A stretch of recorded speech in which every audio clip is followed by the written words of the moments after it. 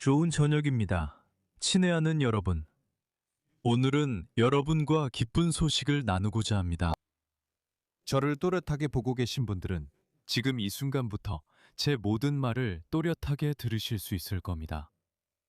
오늘 저와 함께 절차를 진행한 후에는 약 운 좋은 분들은 60, 70, 80%까지도 될 수 있습니다.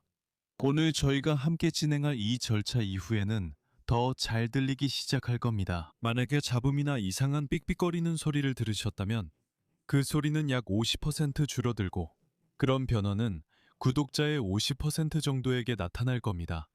하지만 평소처럼 구독하고 좋아요 두어 개 눌러주시고 긍정적인 댓글을 남기시면 긍정적인 결과가 나올 확률이 훨씬 높아집니다.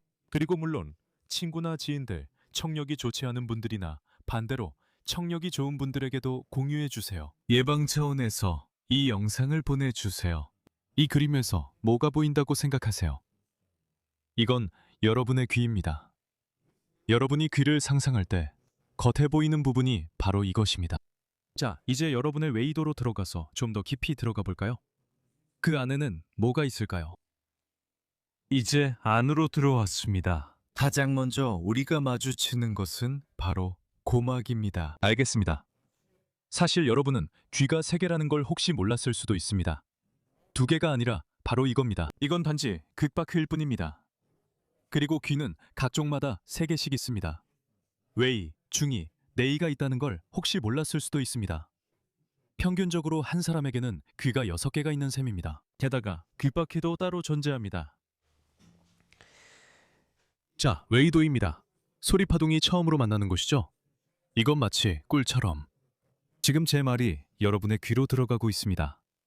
소리 파동, 즉 소리의 진동 형태로요. 제 달콤하게 들리는 정보들과 함께 소리 파동이 처음으로 만나는 것은 여러분의 고막입니다. 제 목소리가 전달되는 길에서 고막을 만나죠. 고막이 진동했고 그 다음으로 전달되었습니다. 이제 모든 과정이 중2로 넘어갔습니다. 그곳에는 여러분 몸에서 가장 작은 3개의 뼈가 있습니다. 여러분에게 망치뼈가 있다는 걸 아셨나요? 여러분 몸에는 모루뼈도 있고 등자뼈도 있습니다. 보이시죠? 여러분 몸에는 없는 게 없네요. 온갖 잡동사니가 다 있네요. 그리고 여기 중이에서 여러분의 비인두, 인두와 연결되어 들어가거나 나갑니다. 이 청각관을 유스타키오관이라고 부릅니다. 그러니까 여러분에게는 여기 하나의 구멍만 있는 게 아닙니다. 보이시죠? 또 하나는 바로 코에서 시작해서 귀, 즉 주미로 이어집니다. 압력을 맞추는 게 왜 필요할까요? 비행기를 타고 날아가면 이렇게 귀가 먹먹해집니다. 이렇게 다시 하면 고막이 딱 하는 소리와 함께 원래대로 돌아옵니다. 이건 이 이관으로 공기를 통과시키는 겁니다. 또는 만약 여러분이 잠수를 하면 이렇게 귀에 압력을 맞추는 방법을 아실 겁니다. 예를 들어 스쿠버 다이버라면 이런 방법을 사용할 줄 아시죠? 중2에는 여러 가지 질병이 있을 수 있는데 예를 들어 염증이 생길 수 있습니다. 이것은 청력에도 영향을 미칩니다. 코에서 생긴 염증이 바로 귀로 옮겨갈 수도 있습니다. 그리고 이제 등자뼈가 있고 고막이 진동합니다. 그 다음에 이 뼈들을 통해서 하나씩 차례로 신호가 전달됩니다. 그리고 이 모든 것이 뇌로 넘어갑니다. 이 모든 소리 전달 과정이 이렇게 진행됩니다. 신호가 달팽이관으로 넘어갑니다. 바로 이게 달팽이관인데 여러분도 달팽이관이 있다는 거 아시나요? 그리고 반고리관도 있습니다. 반고리관은 평형기관입니다. 이 기관 덕분에 여러분이 이렇게 균형을 잡을 수 있습니다.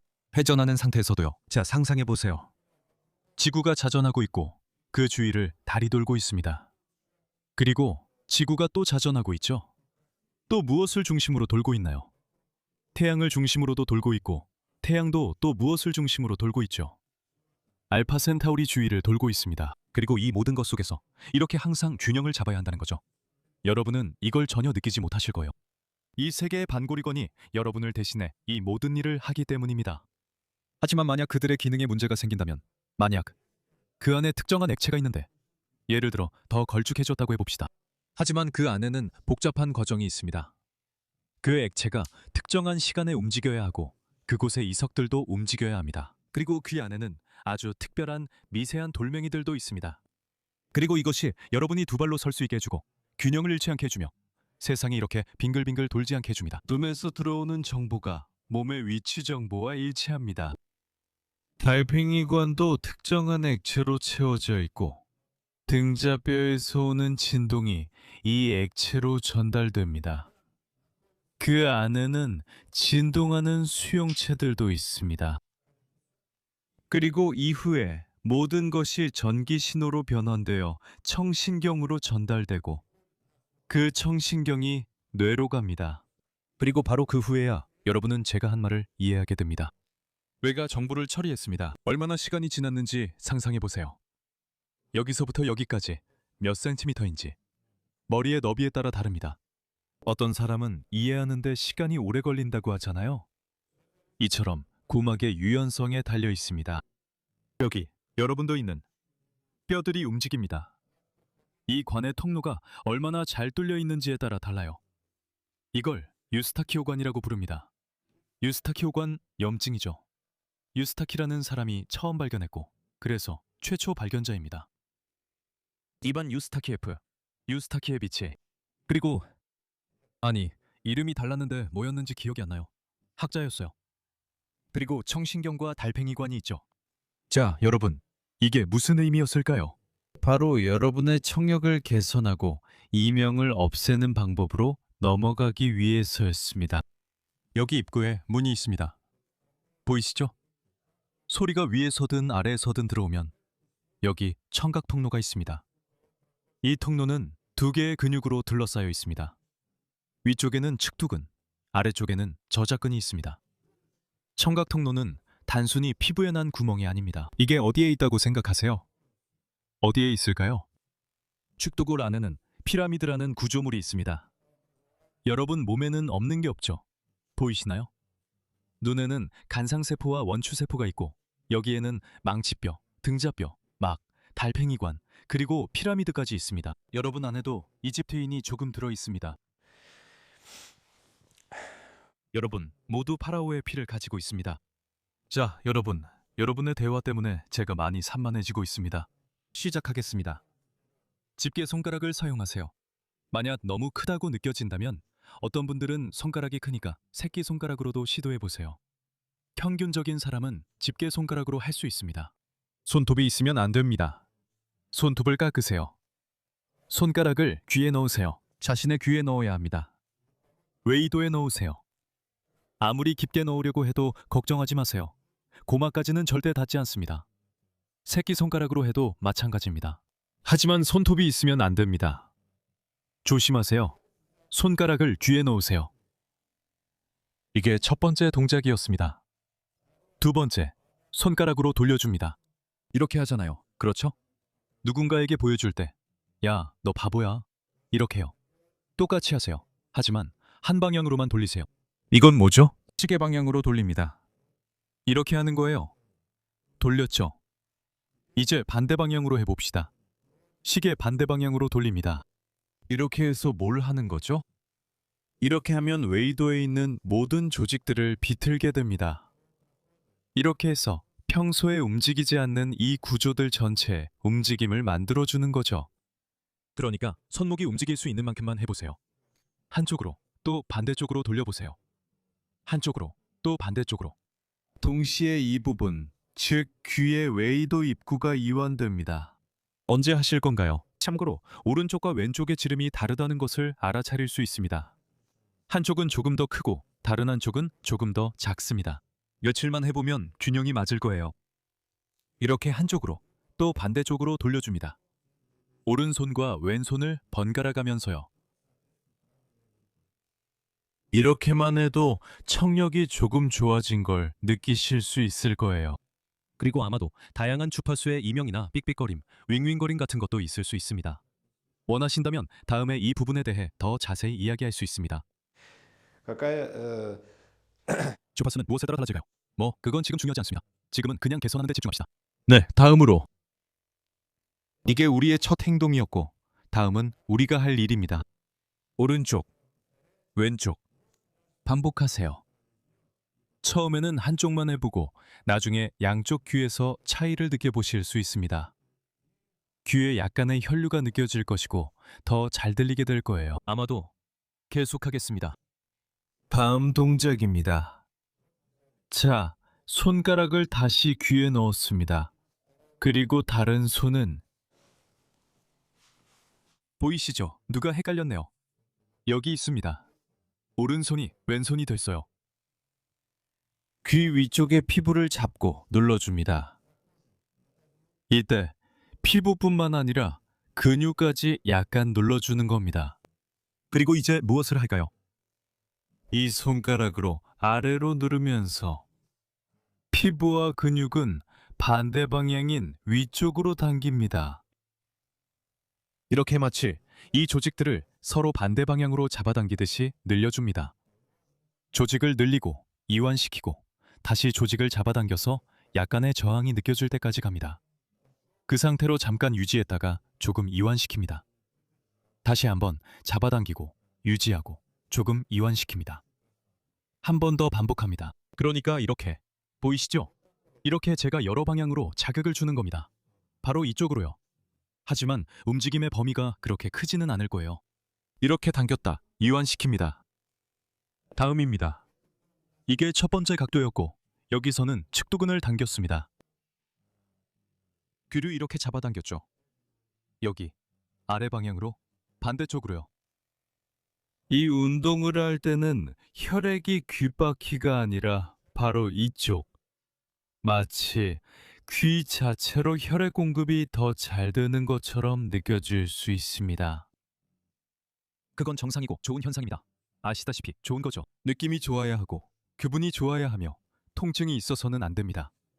만약 어디가 아프다면 그 부위에 염증이 있다는 뜻입니다. 염증을 먼저 치료하시고 이 운동은 하지 마세요. 다음, 여기서는 보세요. 이 손이 관자근에 닿아 있었는데 이쪽으로 당기고 움직였어요. 이제 이 손을 귀에 넣고 다른 손으로는 이 손을 광대뼈 아래에 여기 저작근 부위에 올려놓습니다. 이걸 여기에 뒀어요. 그리고 똑같이 합니다. 양손을 반대 방향으로 당기고 마찬가지로 근육을 따라 아래로 움직입니다. 마치 근육을 잡아당기듯이 아래로 움직여줍니다. 그리고 귀는 그러니까 귓바퀴만이 아니라 귓바퀴 입구보다 조금 더 깊숙이 넣어서 웨이도 전체를 위쪽으로 당겨줘야 합니다. 즉 이렇게 하면 오랜 시간 동안 생긴 모든 유착과 움직임을 제한하는 것들을 없애는 겁니다. 아름다운 여러 방향으로 당기고 당겼다가 풀어주고 당겼다가 풀어주고 당겼다가 풀어줍니다. 다음 동작은 뭐가 남았죠? 방금 한 건 북쪽과 남쪽 방향이었고 이제 동쪽과 서쪽이 남았습니다. 네, 그렇죠. 여기서는 그냥 어떻게든 해봅시다. 여기도 마찬가지로 손가락이 들어가는 분들은 엄지손가락을 넣어도 됩니다. 편한 대로 하세요. 여기서는 먼저 손가락을 광대뼈 아래에 대고 양쪽으로 당겨줍니다. 귀는 한쪽으로, 피부 조직은 반대쪽으로 밀어줍니다.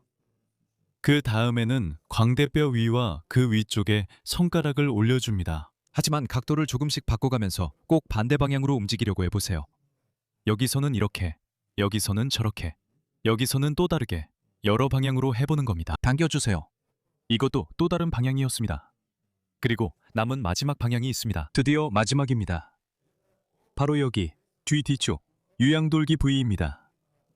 여기서는 무엇을 해야 할까요? 다시 귀에 손가락을 넣으세요. 네. 그리고 이번에는 귀 뒤쪽 여기에 손가락을 대고 마치 피부 아래에 손가락을 넣는 것처럼 하세요. 그러니까 실제로는 이쪽으로 피부를 밀어주는 거죠. 그런데 피부뿐만 아니라 그 아래에 있는 조직들도 같이 움직입니다. 근막이라든지 다양한 근육들이 만약 손에 닿는다면요. 이렇게 서로 다른 방향으로 당깁니다. 귀는 한쪽으로, 피부의 근막은 다른 쪽으로 당기는 거죠. 그러니까 이렇게도 늘려주는 겁니다. 이런 조작을 한 후에 테스트를 해보세요. 한쪽 귀를 막고 들어보세요. 다른 쪽 귀도 막아보세요. 그러면 청각의 변화가 이미 느껴질 겁니다. 저도 지금 바로 느끼고 있습니다. 처음에는 잠깐씩만 좋아질 수도 있지만 어느 정도 계속하면 꾸준히 개선이 됩니다. 그리고 만약 잡음이 있었다면 그것도 사라집니다. 그리고 마지막 자극입니다. 보세요. 다시 한번 손가락을 귀에 넣고 이제 똑같이 합니다. 우리는 당길 거지만 이렇게 할 겁니다. 여기 흉쇄 유돌근을 따라갑니다. 손가락은 편한 대로 하세요. 이렇게 해도 되고 저렇게 해도 됩니다. 즉, 여러분의 임무는 이 흉쇄 유돌근을 아래로 쓸어내리듯이 마사지하는 것입니다. 조금 옆으로 가도 괜찮으니 걱정하지 마세요.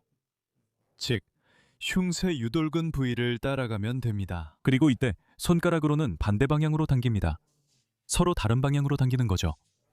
어떤 분들은 엄지손가락이 들어갈 수도 있습니다. 엄지손가락은 완전히 안 들어가고 다른 손가락도 편하지 않아요. 하지만 어떻게든 익숙해지실 겁니다. 이렇게 서로 다른 방향으로 당기세요. 손가락은 이쪽, 손은 아래로 흉쇄 유돌근을 따라 움직입니다. 자, 여러분 축하드립니다. 이제부터 제가 하는 똑똑한 말들을 드디어 들으실 수 있게 됐네요. 이제는 아무 말도 흘려듣지 않으실 겁니다. 또 한 가지 말씀드리고 싶은 건 반대쪽 귀에도 똑같이 해주셔야 한다는 겁니다. 이건 금방 거울처럼 반대로 따라 하실 수 있을 거예요. 영상을 거꾸로 돌려서 거울을 보면서 해보세요. 이해하셨죠? 농담이 아니라 이건 정말 중요한 부분입니다. 자, 여러분, 이 방법은 청력을 향상시키고 잡음을 없애주며 귀로 가는 혈류도 개선해줍니다. 일부 경우에는 이 반고리관의 기능 장애로 인한 어지럼증에도 도움이 됩니다. 하지만 그 외에도 다른 원인들이 있을 수 있습니다. 자, 댓글에서 자신의 결과를 자랑하는 걸 부끄러워하지 마세요. 여러분의 결과는 어떠신가요? 청력 상태가 좋아진 시청자분들이 몇 %나 될지 궁금하네요. 나머지 분들께 뭐라고 전할까요? 다음 방송에서 만나요. 그리고 부모님을 도와드리고 운동도 합니다.